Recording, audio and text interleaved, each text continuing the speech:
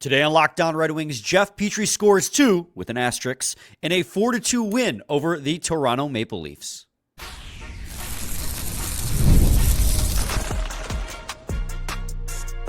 You're Locked On Red Wings, your daily podcast on the Detroit Red Wings. Part of the Locked On Podcast Network, your team every day.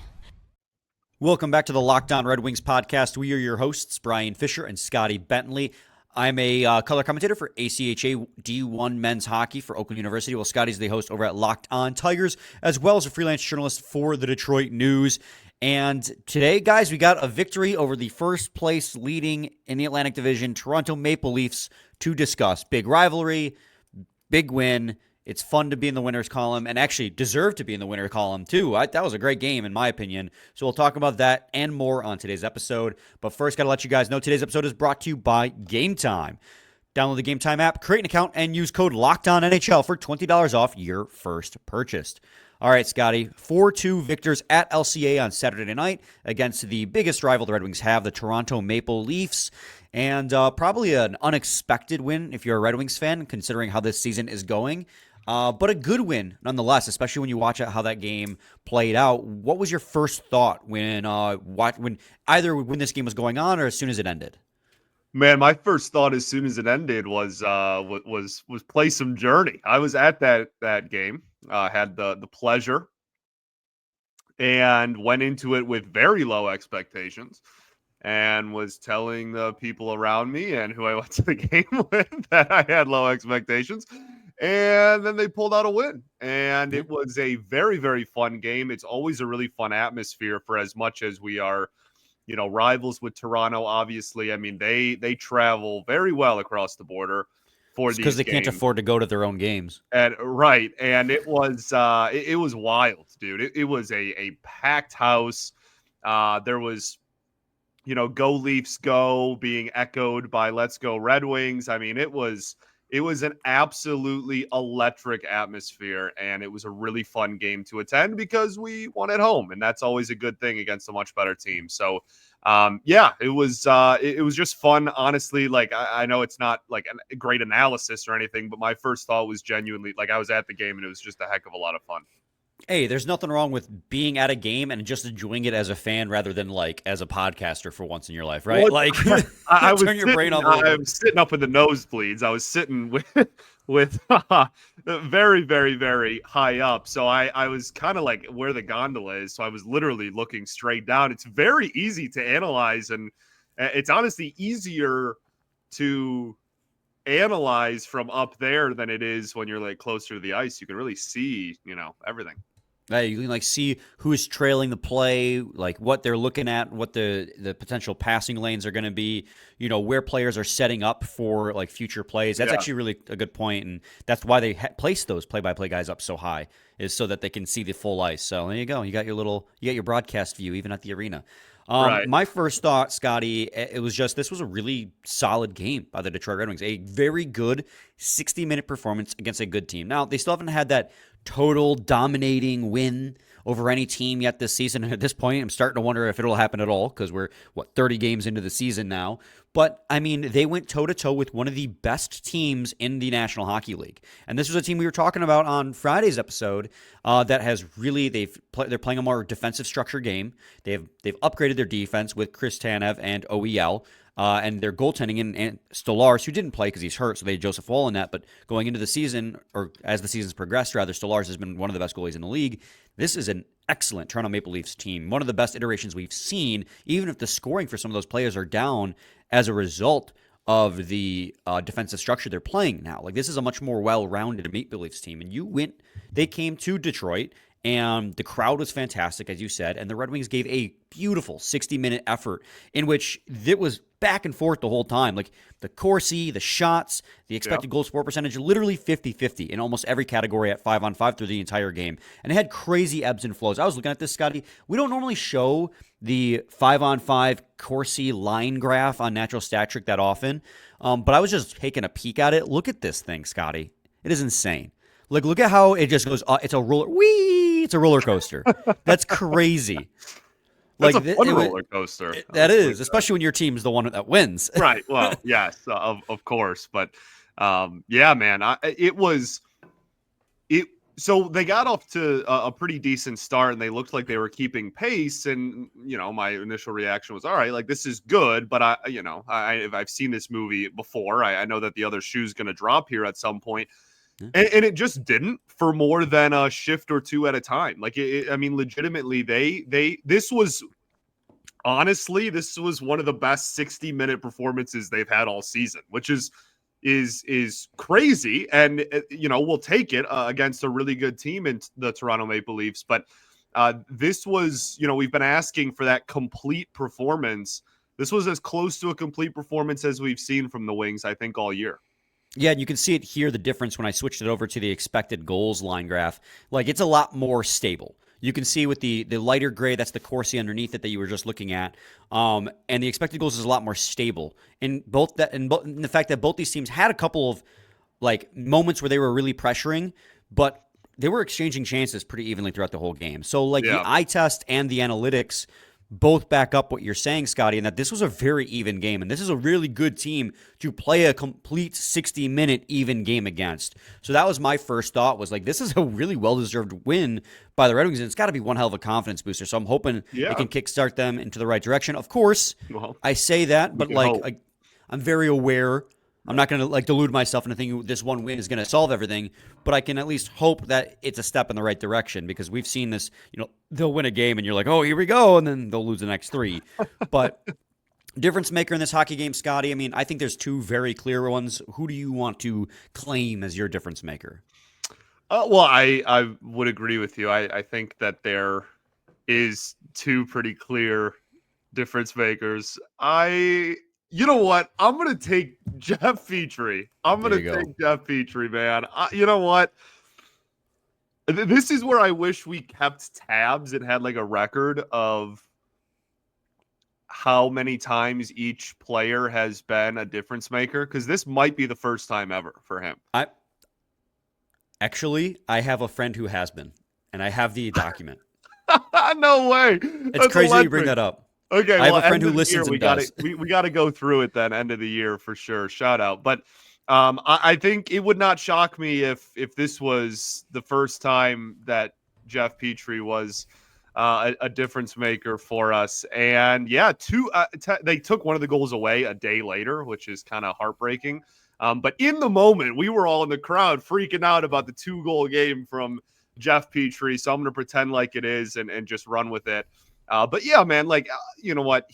Was it like a flawless game from him? No, but he was right place, right time twice. And that got him, especially the second goal. Like, he pretty much just happened to be right in the perfect position to score, took advantage of it, and is one of the biggest reasons why the Wings got a win. If it wasn't for those 2 goals, we're talking about another in a long list of, they played really well, but they still lost type of games.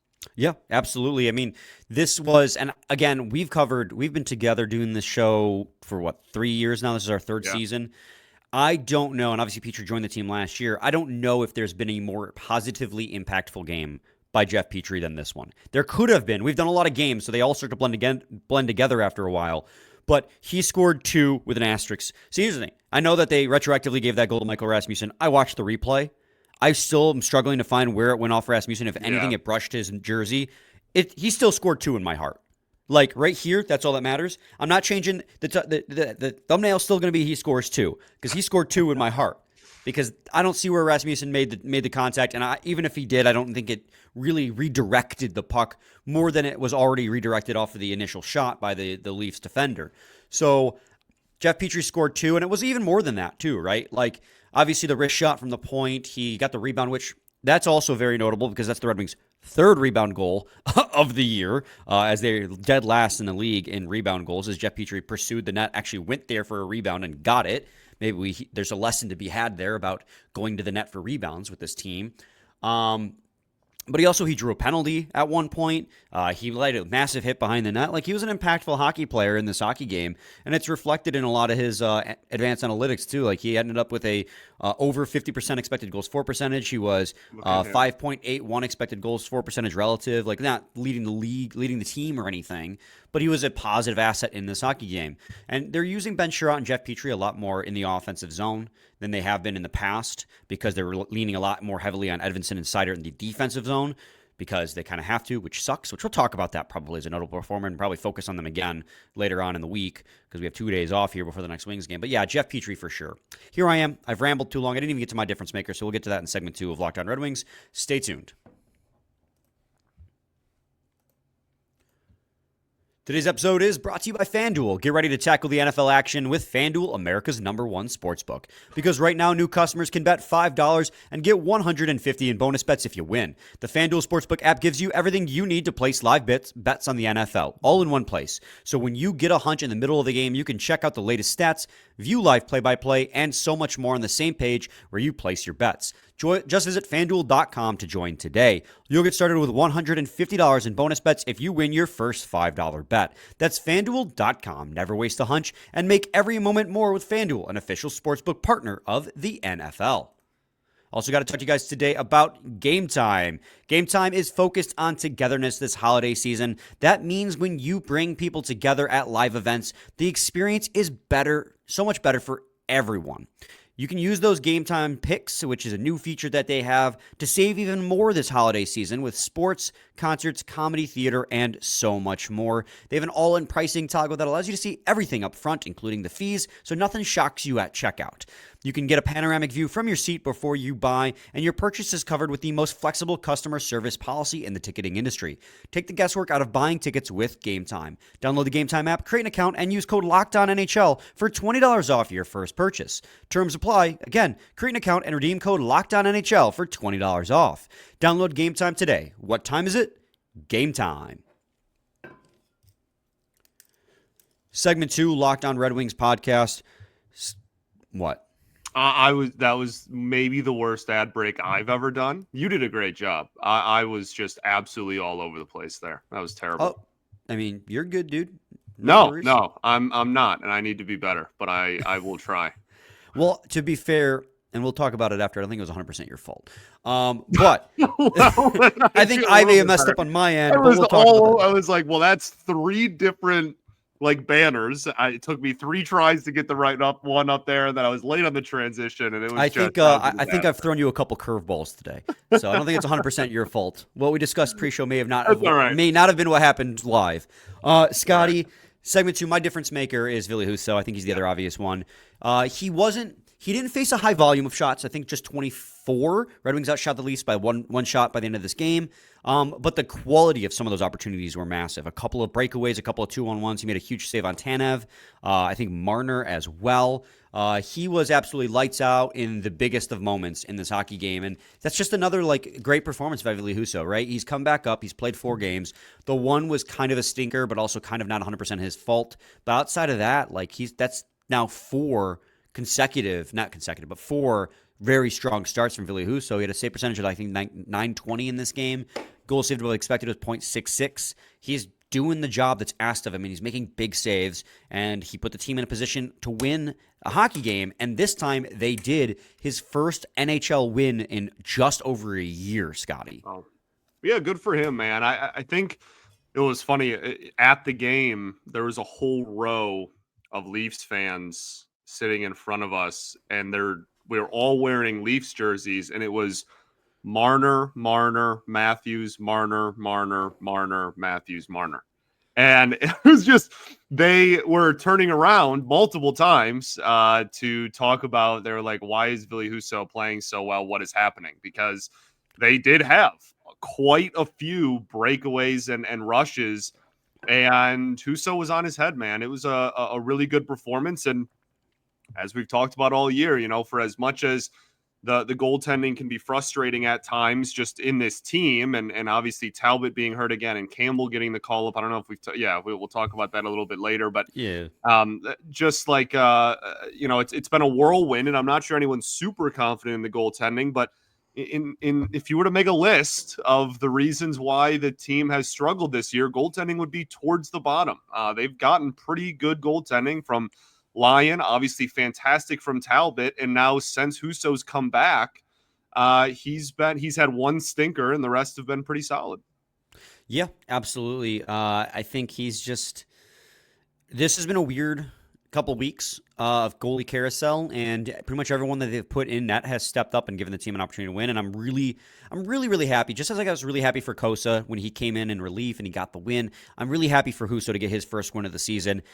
The fact that he hasn't had a win in a calendar year is just bad luck, right? With the injuries and then playing well, but the team in front of him not looking good. He's only had one real bad game this season in an NHL uniform, and that's obviously home opener against the Pittsburgh Penguins. Outside of that, I think he's been fine, if not good. And this is another good game, so I'm really happy for him because that's got to be a confidence booster. And it's good for the Red Wings. Every time a Red Wings player plays well, that's good for the rest of the team. So he's a guy that I just root for so much. And I'm really happy for him that he got this first win. Hopefully they can continue to build upon it and get a couple more wins for every goalie that's playing really well for them. Yeah. Notable performers, Scotty, who comes off the top of your head? I think Lucas Raymond, obviously it was an empty netter at the end, but for him to get another goal and keep the point production he's had, I think has been great. But I also think that in general, one of the reasons why we saw the even play, I guess I'll call it, of these two teams was because the top line, even though it maybe wasn't producing a ton of goals, continues to be a force out there. And I think, as cliche as it is, Raymond continues to be a big part of that. When you were live at the game, did you pay attention? It's harder to pay attention to this specific thing when you're just at the game watching. There were a lot of different line combinations in this one. And part of that is because Marco Kasper was a late scratch in this game because he was sick. Yeah. So Kopp got moved back to center. I think at one point, Ken Daniels said that they had 10 different forward line combinations. There was no set lines in this game. And so that kind of adds an element of holy crap, that's impressive, that despite the fact that almost every shift they were playing with somebody different, they were able to put on a good performance. And it's hockey chaos. We should install that and go to the postseason. Just pull a little a la AJ Hinch, just throw whoever's out there, and they do the move. One shift of good work. We're going to be the first fluid line team to, well, not first, but we're going to be a completely fluid system, no set lines, and just see what happens. We're going to have what's the equivalent of the hockey opener? Would it be just changing goalies every period to keep the opponent on their toes? I don't think that would accomplish anything, though. I think it would be more I don't know. I don't even know if that there is. It'd be like throwing out Mickey for the first shift and then him not playing the rest of the night. He could do it. He still plays. I went to the Shoresy game and he was on the top line. We never talked about that either. We'll have to talk about that when we have free time. But yeah, Lucas Raymond scored the goal. Mort Seider had a nice goal. And that was actually just straight up a nice play. And Patrick Kane got an assist on that. His first point, and that would have been his 10th game. So it was a great tic-tac-toe play with 17 seconds left in the second. Kane to, I think it was Kopp, to Seider, late man in. They got Joseph Woll moving side to side, got him out of position. And Mort Seider just put that puck right dead center in the middle of the net. He just had wide open. It was great for Moritz Seider and a great reward for the top pairing in general. And we'll talk about a little bit more about Kane in a second. But that top pair, Scotty, and when we do our top pair conversation, when we sing their praises for probably about the 50th time this season, they are now, according to Puck IQ, at over 50% of their total time on the ice against elite competition. Yeah. They are alone in that category. There is no other defenseman in the NHL, according to Puck IQ, that sits above 50% of their time on the ice against elite competition besides Moritz Seider and Simon Edvinsson. They lead the way. And with that, they are still a dominant top pairing. Right, yeah. They're still productive and really good, yeah. Right, with a positive goal share. It's insane. They are nuts. And Simon Edvinsson, it makes it a lot easier when your partner is Moritz Seider, but he's effectively a rookie coming in playing the toughest minutes in the NHL, and he looks good doing it. And it helps having Moritz Seider on your side, but like Simon Edvinsson as basically a rookie has upgraded that top pair. Like last year, they were getting the toughest minutes, Jake Wollman and Moritz Seider, but they were struggling. Edvinsson's come in, and they're not struggling anymore. Yeah, thank goodness. I mean, if it wasn't him, we talk about it all the time. Like that, if that top pair wasn't as good as it was, this blue line would be even more in shambles than it kind of already is at times. Yeah, I just wanted to say that for a moment that they're insane. On the flip side of the coin, you also have Gustafsson and Albert Johansson as the most sheltered defensemen in the NHL, which is part of the reason why they have such a burden on their shoulders. But that's a different conversation too. But yeah, Scotty, we'll get back to notable performers in segment 3, as well as other news and notes. Kind of already touched on with Marco Kasper being sick. So stay tuned to segment 3 of Locked On Red Wings. All right, Scotty, we're going to be talking about Rocket Money. Did Rocket Money help you find any subscriptions you forgot about or that you were paying for twice? That definitely happened to me. I had a few subscriptions that I didn't even realize I was still paying for, and Rocket Money made it easy to track them all down. It's like having a personal assistant for your finances. Rocket Money is a personal finance app that helps you find and cancel your unwanted subscriptions, monitor your spending, and help lower your bills so you can grow your savings. It brings everything together in one place. Whether it's subscriptions, your spending habits, or even the goals you want to hit this year, Rocket Money has over 5 million users and has saved a total of $500 million in canceled subscriptions, saving members up to $740 a year when using all the app's premium features. For me, one of the best features is the subscription tracker. I've used it to cancel services I wasn't using anymore, and I've already saved a ton. Plus, with their goals feature, I've been able to automatically set aside money for my future. So no more stressing about budgeting every month. Cancel your unwanted subscriptions and reach your financial goals faster with Rocket Money. Go to rocketmoney.com/lockedon today. That's rocketmoney.com/lockedon. rocketmoney.com/lockedon. Dude, I don't know what to say. All I can do is go out there and try to be better next time, You see, that one was all on you. It's been a rough one. I'm not gonna lie to you. It's you gotta have a short memory, just shake it off, get back out there, and gain some trust back from coach. You could have been a professional hockey player with that kind of language, brother. I don't think you're aware of how bad my knees are, but I appreciate it. Okay. Who else do you have as a notable performer in this hockey game? Clearly not you. Well, no, I was notable in a bad way. Honestly, I think one of the notable moments I'll say in this game was Austin Matthews losing a blade and having to get pushed and twirl his way back to the bench. I know this is very, lowbrow, whatever, but it was hilarious to me. And watching that live was hysterical because you could see his blade from the nosebleeds. And okay, well, that's clearly not good. And he had to get pushed back to the bench. I'm actually glad you brought that up because I did mean to bring that up. What is with that right now? It's happening all the time. It feels like every single game the Red Wings have played in the last 5 or 6 games, somebody has lost a skate blade. And I understand 3 times to Raymond this year.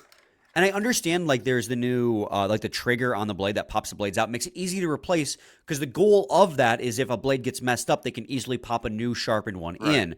But it's kind of having the inverse effect that they want when the blades are just popping out like crazy to the fact that they have to keep putting new ones in. It's happening. We thought sticks breaking was insane. We're losing more blades on the ice than sticks are breaking right now. And there's got to be a better way to tighten those in there so they don't just pop out that easily. It's a really convenient innovation in skate blade technology, but it just seems to be happening every single game. I'm glad you brought that up because I actually did want to mention that. I'm every single game somebody's losing a blade. Crazy. Yeah, dude. Like I said, it's happened to Raymond at least twice, if not 3 times this season already. Right. And it's wild. Patrick Kane, after we had just brought up again, in the game against the Flyers that he just has not looked himself this season. His production has fallen off a cliff. He went 9 games without a point. He got in a secondary assist in this game, but outside of that, like, he had several very good opportunities in this hockey game to score. Just could not find the back of the net, which has been a little bit of an ongoing thing too. Like, he's had looks even when he hasn't been productive, just hasn't buried it. But like, he had a couple in all alone moments, beat Joseph Woll on his own and just couldn't get lifted over his glove enough to put it in the back of the net. He had opportunities in this game, and part of that was matchups too. Like Derek Lalonde said in the post game, like, oh well, after the first period, we were able to get his matchups fixed. Well, those matchups just happened to be putting him against the softest competition on the Maple Leafs. Right. Yeah. But it worked. Like, because that's the reality of playing Patrick Kane right now, is if you want him to score and look like Patrick Kane, you're going to have to put him against some of the softer competition, which kind of goes to the point, like, he probably should be playing in the bottom 6 right now. But that's a different conversation. With the level of play he's had, he looks like a bottom 6 player, which is fine, because if you put him in the bottom 6 and he feasts, then you put him in the right area. But he had a pretty solid game at generating offensive chances. He just couldn't find the back of the net. He's a little bit snake bitten. I think once he gets one, it'll probably like break the dam a little bit, and he'll score a little bit more consistently. Yeah, we can have a big picture conversation about Kane, later, maybe this week or something. I think in this game, it was just nice to see him get back on the score sheet and kind of produce. I think this was, like I said, and like we talked about at the beginning of the show, this was a really good all-around performance. Mm-hmm. I thought the depth was really solid. I really liked Christian Fischer in this game. He didn't play too terribly much, I think, 9-10 minutes, but I thought he was noticeable out there as well. I just think this was a really solid. I mean, there was still, they gave up their breakaways and their rushes and whatnot, but Husso was good. I think the set defense, when the Leafs were set in the offensive zone, was a lot better from the wings than we've seen. And yeah, offensively, I mean, they outshot the Toronto Maple Leafs, which is something that I'm not sure anybody had as a legitimate possibility going into this game. Right. Outside of that, like, I mean, yeah, you could talk about a lot of different players in like a small capacity, but yeah, it was just like everyone played well enough, but not a ton of players really stood out. And we've kind of talked about the players who have stood out. Everyone who scored a goal we've mentioned. So everyone who was notable in some fashion. So if you want to just talk about like news and notes here, we can. There's not that much time left in the episode anyways. Sure. Jack Campbell was recalled under emergency conditions. They had planned on Cam Talbot starting against the Toronto Maple Leafs, but in practice on Friday,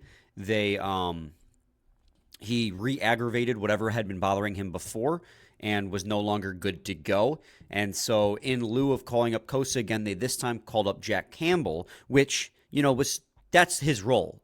The reason he didn't get called up before is he, coming out of player assistance, hadn't gotten any time to play yet.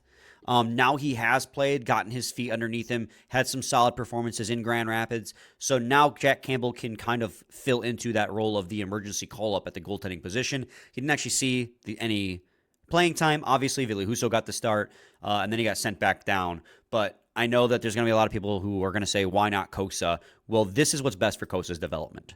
If Jack Campbell's available to be the guy to ride the pine with another goalie in net, at the NHL level, that's better than having Kosa ride the pine when he could be getting starts at the AHL and just level. like yo-yo. Like Right. You want to get him consistent playing time and make sure he's consistently down there. And they're not going to call him up unless they know that they can provide him that.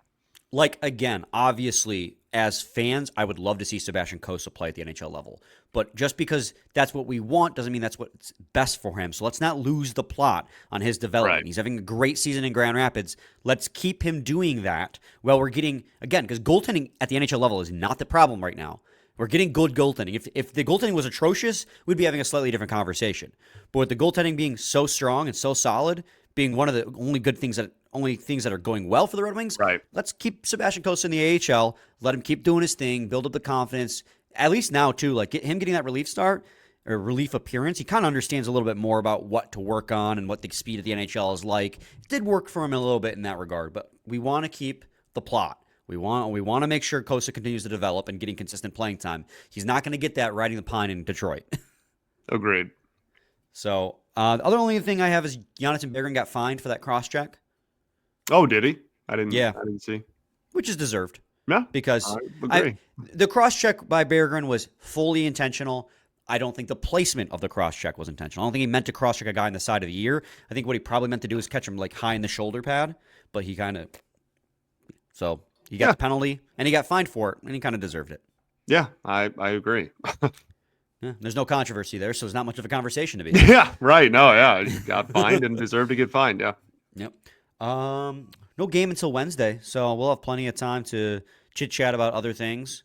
Word. If there's things to chit-chat about. Kind of more of the same, right? Oh, there Cider, will be. Edmondson, good.